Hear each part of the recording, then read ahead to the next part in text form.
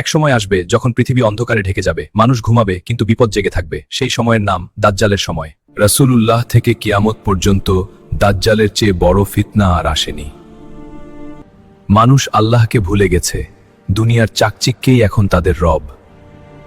পূর্ব দিক থেকে আবির্ভূত হলো এক অদ্ভুত মানুষ, যে নিজেকে মানবতার ত্রাণকর্তা দাবি করে।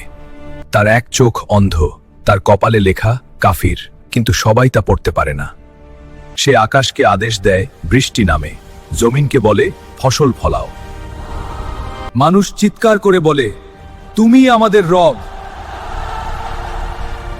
একজন আলেম বললেন, এ হলো দাজ্জাল, সূরা কাহফ পড়ো, নিজেকে বাঁচাও। কেউ ঈমান বাঁচায়, কেউ দুনিয়া বেছে নেয়।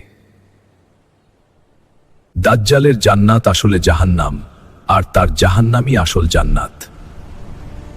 এক যুবক বলল, আমার রব এক, তিনি আল্লাহ।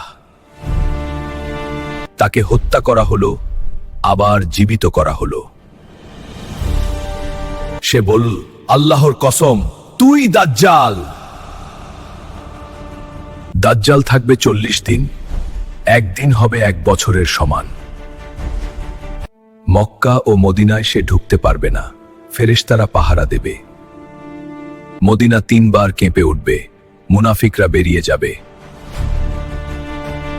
আকাশ থেকে অবতরণ করবেন ঈসা আলাইহিস সালাম।